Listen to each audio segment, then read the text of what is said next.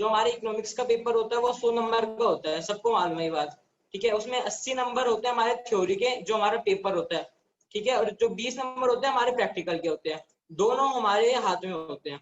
हम ये नहीं सकते ये 20 नंबर स्कूल वालों के हाथ में होते हैं, क्योंकि यदि हम ढंग से पढ़ेंगे नहीं स्कूल वालों का, जो हमारे पेपर्स होंगे स्कूल में प्री बोर्ड और जो ये फर्स्ट सेमेस्टर के पेपर हो गए, यूटी हो गई, जब तक इसमें अच्छे नंबर नहीं आएंगे और जो थोड़ी हमारी इमेज टीचर के सामने अच्छी नहीं होगी, तो हमें ये 20 नंबर नहीं मिलेंगे, ठीक है। और जो थ्योरी का 80 नंबर का पेपर होता है, ये तो पूरा ही हमारे हाथों में होता है। जितना अच्छा हम पढ़ेंगे उतना अच्छे हमारे मार्क्स आएंगे, ठीक है। तो जो 80 नंबर का थ्योरी का पेपर है वो दो बुक्स में डिवाइड है हमारा, ठीक है। जो एक है मैक्रो इकोनॉमिक्स और एक इंडियन इकोनॉमिक डेवलपमेंट। अच्छा, आप दोनों ये बताओ, आपके स्कूल में ऑनलाइन क्लासेस चल रही हैं? हाँ जी भैया। हाँ ठीक है, तो आपने 11th में माइक्रो इकोनॉमिक्स पढ़ी थी और हम पढ़ेंगे मैक्रो इकोनॉमिक्स। तो अब तक आप 2-3 महीने तो हो गए होंगे स्कूल में पढ़ते हुए, तो आप इनमें एक छोटा सा डिफरेंस बता दो।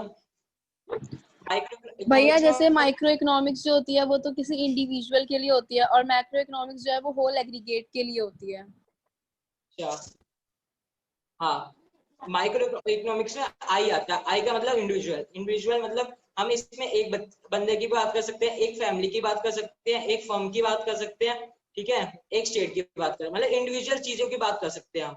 पर जो मैक्रो इकोनॉमिक्स होता है उसमें ए आता है, ए से मतलब वो एग्रीगेट यानी होल।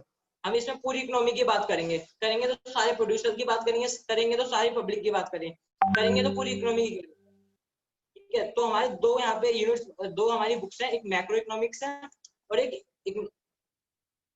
है इंडियन इकोनॉमिक डेवलपमेंट। दोनों में यदि 80 को हम 2 से डिवाइड करेंगे 40-40, दोनों में 40। मैक्रो इकोनॉमिक्स में हमें 5 यूनिट्स पढ़नी है और जो हमारी इंडियन इकोनॉमिक डेवलपमेंट है उसमें 3 यूनिट्स पढ़नी है।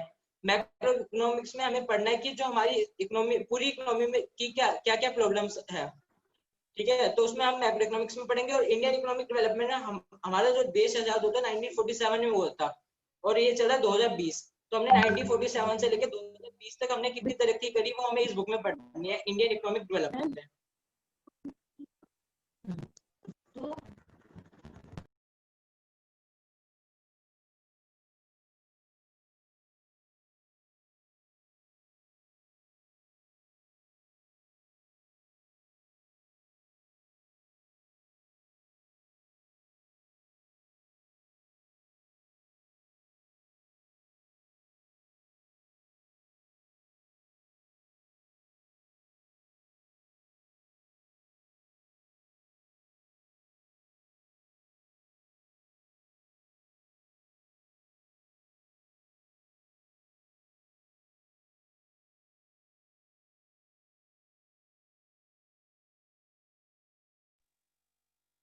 जैसे आपको अगली स्लाइड में दिख रहा होगा कि हमारी इकोनॉमिक्स की मार्किंग स्कीम क्या है। जो हमारा टोटल पेपर, जो पेपर होगा वो 80 नंबर का होगा, उसमें क्वेश्चन आएंगे 34। किस तरह आएंगे, हमारे एक एक नंबर के 20 क्वेश्चन आएंगे। 10 माइक्रो इकोनॉमिक्स में से आएंगे, मैक्रो इकोनॉमिक्स में से आएंगे और 10 इंडियन इकोनॉमिक डेवलपमेंट में से आएंगे। तो टोटल 20 क्वेश्चन होगा एक एक नंबर के, ठीक है। 3-3 नंबर के 4 क्वेश्चन आएंगे, 2 माइक्रो इकोनॉमिक्स मैक्रो इकोनॉमिक्स में से, दो दो इंडियन इकोनॉमिक डेवलपमेंट में से, ठीक है।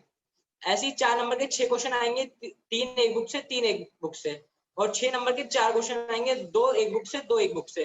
टोटल करते हैं 20 + 12 + 24 + 24, टोटल 80 नंबर।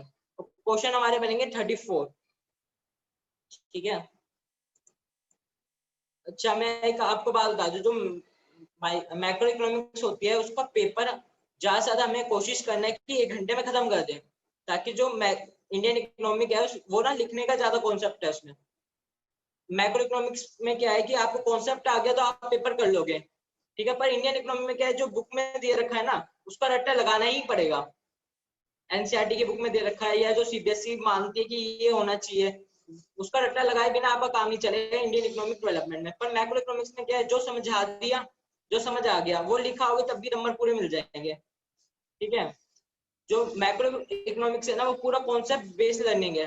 पर जो वो है ना इंडियन इकोनॉमिक डेवलपमेंट, वो रट्टाफिकेशन की बात है, वहां पे रट्टा मारो याद करो उससे नंबर आते हैं, ठीक है। अब मैक्रो इकोनॉमिक्स में हमें पढ़ना क्या है, मैक्रो इकोनॉमिक्स की हमारे पास 5 यूनिट्स हैं। एक है, पहली है हमारी national income and it's related aggregate, ये 10 नंबर की यूनिट है, ठीक है, इसमें हमें 4 चैप्टर पढ़ने, कुछ जो हमने किसी बुक को यहाँ पे फॉलो नहीं करेंगे, हम फॉलो करेंगे तो एनसीईआरटी को बुक को फॉलो करेंगे। तो ये जितने भी चैप्टर के नाम बताएंगे एनसीईआरटी के हिसाब से, ठीक है। तो नेशनल इनकम के कोई ऑथर बनाता है 4, कोई बताता है 5, जो एनसीईआरटी बताती है वो 4 है। पहले सर्कुलर फ्लो ऑफ इनकम, मतलब कि जो पैसे का प्रवाह कैसे होता है हमें इस चैप्टर में पढ़ना है। इकोनॉमी 2 तरह की होती है, एक क्लोज होती है और एक ओपन होती है।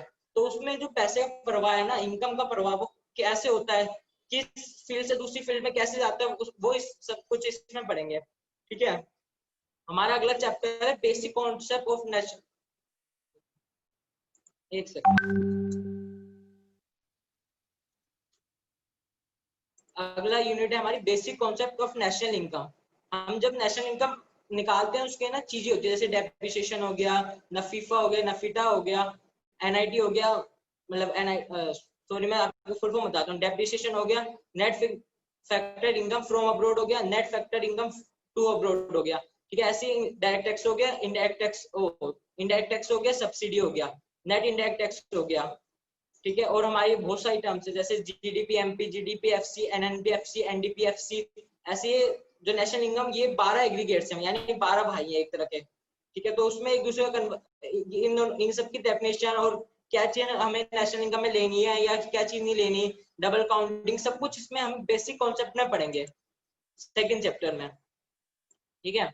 अब हमारी जो थर्ड वो है यूनिट, उसका नाम है कैलकुलेशन ऑफ नेशनल इनकम। आप सभी जानते ही होंगे कि नेशनल इनकम निकालने के 3 मेथड होते हैं, एक होता है वैल्यू एडिड मेथड, एक होता है इनकम मेथड और एक होता है एक्सपेंडिचर मेथड। तो हम नेशनल इनकम निकालने के तीनों मेथड कैसे इस्तेमाल करते हैं वो यहाँ पे सीखेंगे। नेशनल इनकम किसी भी मेथड से कैसी भी निकाली जाए वो सेम ही आती है नेशनल इनकम। जो हमारा लास्ट चैप्टर है वो है GDP and welfare. GDP and welfare इस पूरी नेशनल इनकम यूनिट का सबसे महत्वपूर्ण चैप्टर है। इसमें हमें पढ़ना है जो जीडीपी यदि हमारी बढ़ती है किसी इकोनॉमी की, क्या उसमें लोगों का वेलफेयर बढ़ रहा है, उस इस क्वेश्चन का आंसर हम इस चैप्टर में ढूंढेंगे। मान लो 10 एक इकोनॉमी में 10 जने हैं, ठीक है, और उस इकोनॉमी का साइज 10 केजी का है, मतलब उस इकोनॉमी में मान लो हमारे पास 10 जने हैं और हमारे पास 10 किलो का केक रखा है। हम उस 10 किलो के केक में 10 जनों में बांट देते हैं, 1 किलो सबके हिस्से में आता है। वैसे अगले साल क्या हुआ, हमारे पास 20 किलो का केक है, बंदे ही 10 है, हमने दोबारा बांट दिया तो 2-2 किलो सबके हिस्से में आया। हमें लग रहा है कि लोगों का वेलफेयर हो रहा है, क्या पता वो केक जब 20 किलो का हुआ वो घटिया क्वालिटी का हुआ, ठीक है, उसमें मिलावट की गई हो। तो हमें वो उसका जवाब ढूंढना है इस क्वेश्चन का कि जीडीपी बढ़ने से क्या हमारे जो लोग हैं उसका वेलफेयर बढ़ता है, उसका आंसर इस चैप्टर में ढूंढने गया हम, ठीक है। अब जैसे आप जानते हैं कि नेशनल इनकम 10 नंबर की यूनिट है, ठीक है, उसमें हमारे 3 क्वेश्चन आएंगे, एक 1 नंबर का क्वेश्चन आएगा, एक 3 नंबर का क्वेश्चन आएगा और एक 6 नंबर का क्वेश्चन आएगा, ठीक है। तो हम ये नहीं करेंगे कि इस चैप्टर में से मान लो हमें आता है तो छोड़ देंगे, हम करेंगे सबकी तैयारी चारों चैप्टर में से। एक 1 नंबर का क्वेश्चन आएगा, एक 3 नंबर का क्वेश्चन आएगा, एक 6 नंबर का क्वेश्चन आएगा। पिछली बार इन्होंने क्या किया था, जो 6 नंबर का क्वेश्चन था ना, वो नेशनल इनकम और जो हमारा तीसरी यूनिट है उसको मिक्स करके इन्होंने बनाया था। 2 क्वेश्चन बनाए थे, मतलब 6 था तो 6 नंबर का, और इसमें 2 पार्ट थे, सब पार्ट 3-3 नंबर के। अब इससे आगे जब चलते हैं, हमारी यूनिट का नाम है मनी एंड बैंकिंग, ठीक है।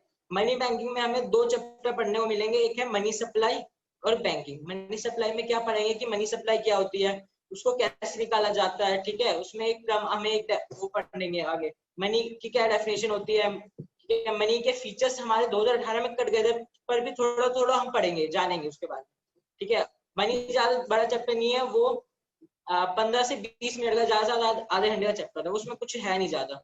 बस एक है मनी सप्लाई क्या होती है, मनी सप्लाई को कैसे कैलकुलेट करते हैं, मेन जो चीज है, ठीक है। वैसे बैंकिंग, बैंकिंग में बहुत चीज है। बैंकिंग क्या होती है, बैंक क्या होता है, बैंक दो तरह के बैंक होते हैं, एक सेंट्रल बैंक होता है, कमर्शियल बैंक होता है। उन दोनों में डिफरेंस क्या होती है, उन दोनों के पास पावर क्या होती है। सेंट्रल बैंक इंडिया में कौन है, आरबीआई है, ठीक है। आरबीआई की हम मॉनेटरी पॉलिसी के बारे में जानेंगे और क्वालिटेटिव और क्वांटिटेटिव टूल्स के बारे में जानेंगे, उनके काम जानेंगे, बैंकिंग, ठीक है। तो बैंकिंग जो हमारी यूनिट है वो 6 नंबर की है, ठीक है। 6 नंबर में से इधर 3 क्वेश्चन बनते हैं, एक 4 नंबर का क्वेश्चन आएगा और 2 1 नंबर के क्वेश्चन आएंगे, ठीक है। तो अब आगे चलते हैं, ठीक है। उससे अगली यूनिट का नाम है हमारा determination of income, employment and output. ये हमारी थर्ड यूनिट है। ये 12 नंबर की यूनिट है। इसमें हमें पढ़ने को 3 चैप्टर है, हमारे पढ़ने के लिए 3 चैप्टर है। एक है aggregate demand and it's component. हम इसमें चैप्टर में क्या पढ़ेंगे, एग्रीगेट डिमांड क्या होती है, एग्रीगेट सप्लाई क्या होती है, इनके कंपोनेंट्स क्या होते हैं, ठीक है, कंजप्शन क्या होता है, सेविंग क्या होता है, इन्वेस्टमेंट क्या होता है, उनकी डेफिनेशन पढ़ेंगे। फिर कंजप्शन कर्व के बारे में पढ़ेंगे, फिर सेविंग कर्व के बारे में पढ़ेंगे, ठीक है। फिर उससे अगला है determination of income employment output. इसमें हम इक्विलिब्रियम के बारे में पढ़ेंगे, एक इकोनॉमी इक्विलिब्रियम में कब आती है, ठीक है, उसके कौन कौन से रीजन होते हैं कि वो इक्विलिब्रियम में आती है, ठीक है। और इक्विलिब्रियम में आने के बाद उसमें एक्सेस डिमांड और डेफिसिट डिमांड के को, ठीक है, वो एक्सेस डिमांड और डेफिसिट क्या होता है, जैसे कोई इकोनॉमी इक्विलिब्रियम में आ गई, उसके बाद उसका एक्सेस डिमांड भर जाता है, उसका डिमांड कब भर जाता है या सप्लाई कब भर जाता है, तो उससे उसको वो इकोनॉमी एक्सेस डिमांड की सिचुएशन में चली जाती है डेफिसिट डिमांड की। तो हम उसके बारे में पढ़ेंगे, ये दोनों होते क्या है, उनके कॉजेस क्या होते हैं, उनके मेजर्स क्या होते हैं। हम थर्ड यूनिट की थर्ड चैप्टर की बात कर रहे हैं इस समय। ये पूरी यूनिट 12 नंबर की है। इसमें हमारे 5 क्वेश्चन आएंगे, एक 6 नंबर का क्वेश्चन आएगा, एक 3 नंबर का क्वेश्चन आएगा और एक नंबर के 3 क्वेश्चन आएंगे, ठीक है। अब हमारा 4th यूनिट है हमारी गवर्नमेंट बजट। हमें इसमें पढ़ेंगे गवर्नमेंट बजट क्या होता है, बजट कौन बनाता है, बजट के क्या क्या कंपोनेंट्स होते हैं, ठीक है, revenue receipt, capital receipt, expenditure, वो रिवेन्यू एक्सपेंडिचर, कैपिटल एक्सपेंडिचर के बारे में पढ़ेंगे, ठीक है। हम डेफिसिट के बारे में पढ़ेंगे, जब जैसे मान लो हम कोई भी बजट बनाते हैं, उसमें हमारे खर्चे ज्यादा होते हैं, इनकम ज्यादा होती है, डेफिसिट हो जाता है वो हमारा, तो उसके बारे में पढ़ेंगे, ठीक है। इसमें पढ़ने के लिए बहुत वास्ट है। हमारी मैक्रो इकोनॉमिक्स थोड़ी सी कम है, पर जो हमारी इंडियन इकोनॉमिक डेवलपमेंट है वो बहुत ज्यादा वास्ट है और वो कम नंबर की है, ठीक है। ये 6 नंबर की यूनिट है। इसमें वैसे ही आएगा जैसे हमारी सेकंड चैप्टर में आता है, एक 4 नंबर का क्वेश्चन, दो एक नंबर के क्वेश्चन, ठीक है। अगले आगे चलते हैं, ठीक है। अब हमारी जो मैक्रो इकोनॉमिक्स की जो 5th यूनिट है वो है balance of payment and foreign exchange rate. ये भी 6 नंबर की यूनिट है। इसमें 2 चैप्टर पढ़ने, एक बैलेंस ऑफ पेमेंट और एक foreign exchange rate. Balance of payment क्या होती है, कितना पैसा हमारे देश से बाहर गया और कितना पैसा बाहर आया, अंदर आया, मतलब देश में आया बाहर, वो उनका जो हम हिसाब रखते हैं वो बैलेंस ऑफ पेमेंट होती है। यदि पैसा हमारे देश में ज्यादा आया, ठीक है, तो सरप्लस हो गया हमें। यदि हमारे देश से पैसा ज्यादा गया तो डेफिसिट हो गया। कोई कुछ कह रहा था? अब ऐसे कौन सा बन 5 ऐसे पॉइंट होते हैं जो एक लाइन पे नहीं आते। क्या मैं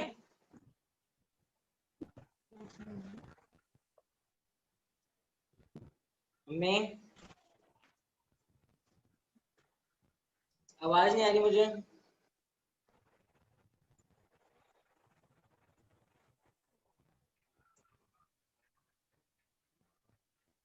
ठीक है, अब हमारा जो अगला चैप्टर है वो फॉरेन एक्सचेंज रेट।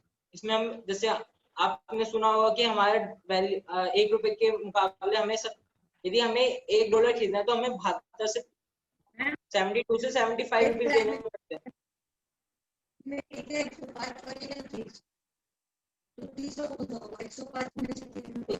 से दोनों होता है, क्योंकि तीनों होता है बनेगी समझ नहीं आएंगे।